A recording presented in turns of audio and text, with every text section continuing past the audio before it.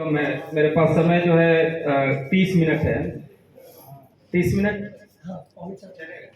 30 minute मेरे पास समय है। आधे घंटे में मैं कहाँ से शुरू करूँ कहाँ ख़त्म करूँ ये समझ नहीं पा रहा हूँ, लेकिन 30 मिनट में मैं आपको कोशिश करूँगा कि वो सब कुछ दिया जाए जिसके लिए आप यहाँ चल जाए। 30 मिनट बहुत कम होता है ताली बजाने। अब कोई ताली नहीं चलेगा, नो, अब ताली नहीं बजाना आपको। अब ध्यान से 30 मिनट मेरी बातों को बड़ा ध्यान से सुनना आप, क्योंकि ये 30 मिनट आपके जिंदगी का टर्निंग पॉइंट होगा। यदि आपने सुन लिया तो आज के बाद आपको आरसीएम से कोई निगेटिव नहीं कर पाएगा। हम अगले 30 मिनट में ये बात करेंगे आरसीएम क्या है, आपको क्यों करना चाहिए, विजन क्या है, ये बिजनेस कितना बड़ा होने वाला है, इस बिजनेस को आप किस नजरिए से देख रहे हैं, आपका नजरिया कैसा होना चाहिए, इस बिजनेस को लेकर के क्या क्या चैलेंजेज हैं, यह बिजनेस आपके जिंदगी में क्या दे सकता है और यह बिजनेस आपके जिंदगी से क्या ले सकता है। ये सारी बातें हम चंद मिनट में करेंगे, 30 मिनट में हम कोशिश करेंगे, क्योंकि हॉल जो है ये मेरे को लगता है कितने बजे तक सेशन, 3:45 तक चलेगा, तो 40 मिनट मेरे पास समय है, 35-40 मिनट। मेरा नाम मंजीत है और पीछे तक आवाज जा रही है सर? यदि नहीं जा रही है तो अपना अपना चेयर उठा करके स्पीच वाले रो में आ जाइए और नजदीक आ जाइए। यदि नहीं जा रही है तो, और जा रही है तो कोई बात नहीं है, एकदम बिल्कुल आ जाइए, कोई दिक्कत नहीं, आ जाइए, पास में रह के बात करेंगे, है ना। चलिए, यदि जा रही है तो कोई बात नहीं, है ना। हम एक किसान परिवार से बिलोंग करते हैं। पटना में पढ़ने आए थे, उस समय बीएन कॉलेज से हम बीएससी कर रहे थे, पार्ट 3 में थे, तो ये बिजनेस हमारी जिंदगी में चल के आया। किसी दोस्त का मन रखने के लिए हमने इस बिजनेस को ज्वाइन कर लिया, लेकिन ज्वाइन करने के बाद एक व्यक्ति लगातार 3 साल मेरा पीछा किए। ज्वाइन करने के 3 साल तक मेरे को समझ नहीं आया, 3 साल तक पीछा किए और 3 साल झूठ बोलने के बाद 3 साल मैंने उनसे झूठ बोला। जब भी फोन करते मैं झूठ बोलता, क्योंकि मेरे को लगता था ये टोपी पहनाने का काम है, ये दुनिया में वो लोग करता है जो बेरोजगार है, दुनिया में वो करता है जो फकीर है जेब का, हेलो, दुनिया में चालू लोग करता है, दुनिया में जो धूर्त टाइप का लोग है वो करता है, ये फंसाने वाला काम है। क्योंकि एक किसान अपने बच्चे को कितना मेहनत करके राज्य के राजधानी में पढ़ाता है, किसी कॉलेज में पढ़ाता है, ये आप समझ सकते हैं।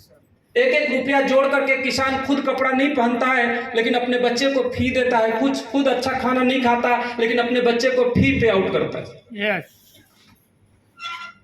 इस बात का एहसास था हमको। हम अपने जीवन में थ्रू आउट फर्स्ट डिवीजन है। इस बिजनेस के अंदर 3 साल जिस व्यक्ति ने मेरा पीछा किया, सच बताएं आज वो दुनिया में भी नहीं है। अप्रैल 2021 में दुनिया छोड़कर चले गए, और शानदार बात आपको बता रहे हैं कि पिछले महीने उनके घर में 2,43,000 रुपया आया। हेलो, व्यक्ति नहीं है दुनिया में साहब, दुनिया में वो व्यक्ति नहीं है साहब, समझ रहे हैं? एक बहुत बड़ा मैसेज अभी आपको हो गया कि इस दुनिया में जो है उसको भी देता है और जो नहीं छोड़ के चला जाता है फिर भी देता है। आखिर कैसा सिस्टम इसके अंदर काम करता है, हम थोड़ी देर में अपन लोग डिस्कस करेंगे। ताली नहीं बजाइए, ध्यान से सुनिएगा साथियों। 3 साल के बाद मैंने उनको कहा कि सर 3 साल से मैं आपसे झूठ बोल रहा हूं, आप मेरा पीछा छोड़ दीजिए। पापा हमको डॉक्टर बनाना चाहते हैं, हम डॉक्टर बनना चाहते हैं, ये आरसीएम फारसीएम हमको नहीं करना है। इसी लैंग्वेज में, सर आप अपना टाइम बर्बाद कर रहे हैं, अब हम झूठ बोलते बोलते थक गए हैं, आप मेरा पीछा छोड़ दीजिए। उन्होंने बोला छोड़ देंगे, बोले उसके बदले आपको 3 घंटा देना पड़ेगा। और साथियों, क्रिस मेमोरियल हॉल के अंदर एक प्रोग्राम हुआ, मास्टर ऑफ द सिस्टम, हम लोगों के ग्रेट कॉमन अपलाइन केसी मिश्र, केसी छाबड़ा, एक बार जोरदार ताली। और उस 3 घंटे के प्रोग्राम ने मेरा जिंदगी बदल दिया। और उस 3 घंटे के प्रोग्राम के बाद एज ए करियर ये लड़का आरसीएम बिजनेस को करने लग गया। और पैदा करने वाली मां का कसम खा के हम बता रहे हैं, उसके बाद से हमने किसी नौकरी के लिए कोई फॉर्म नहीं भरा। 350 की साइकिल थी जब इस बिजनेस को मैंने शुरू किया था। इससे 12 मोटरसाइकिल मैंने खरीदा, 14 कट्ठा जमीन खरीदा जो आज करोड़ों की है। 14 कट्ठा, हेलो, यदि उसका 40 शहर में जिसका वैल्यू आज 10 करोड़ से ज्यादा की है, पिछले 5 साल से 28,000 रुपया का SIP में करता हूं। 2 कार मैंने इससे परचेज किया। खर्चा करते हुए इस बिजनेस ने एक आम लड़के को जब पहली बार मेरे को स्टेज पे चढ़ाया गया था, मैं अपना नाम नहीं बोल पाया था ठीक से, मैं अपना एड्रेस नहीं बता पाया था ठीक से, लग रहा था कि हिमालय पर्वत सर पे रखा हुआ, पैर ऐसे ऐसे कांप रहा था। लेकिन आज इतना कॉन्फिडेंस है कि भारत के प्रधानमंत्री यदि नरेंद्र मोदी सामने हो तो उनको हम कन्विंस कर देंगे कि भारत फिर से सोने की चिड़िया बन सकती है यदि आप RCM बिजनेस को आगे करेंगे।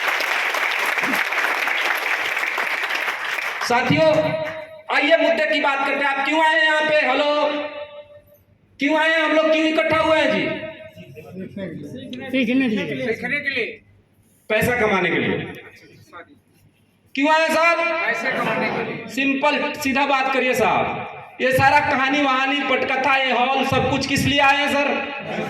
आपको पता चल जाए सीखने को तो बहुत मिलेगा, पैसा नहीं मिलेगा। आएंगे क्या यहाँ पे? पैसा के लिए आए हैं साहब, सच तो बोलिए आप, पैसा के लिए आए हैं। आइए थोड़ा सा बात करते हैं। दुनिया में जितना सारा कुछ हो रहा है किस लिए हो रहा है? इतना बम गोली चल रहा है, इतना कॉलेज यूनिवर्सिटी चल रहा है, इतना दुनिया में बेईमानी शैतानी ये सब कुछ हो रहा है, कर्मकांड हो रहा है, किस लिए हो रहा है? पैसे के लिए कहते हैं। पैसा खुदा तो नहीं, लेकिन आज के युग में खुदा से कम भी नहीं है। हेलो, है क्या?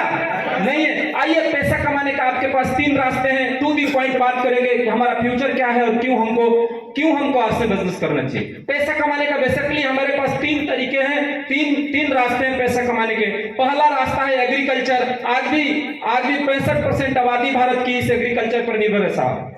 दूसरा जो रास्ता है हमारे पास जॉब, जिसके पीछे आज मिडिल क्लास सबसे ज्यादा भाग रहा है साहब। एक एक करके हम इसके ऊपर बात करेंगे। आज आपका आंख खुल जाएगा, आज रात का नींद आपका गायब हो जाएगा। फ्यूचर कितना खतरनाक होने वाला है यदि आज आपको पता चल गया ना। कोई बताता नहीं आपसे, कोई नेता आके डिस्कस नहीं करता कि फ्यूचर आपका कितना खतरनाक होने वाला है।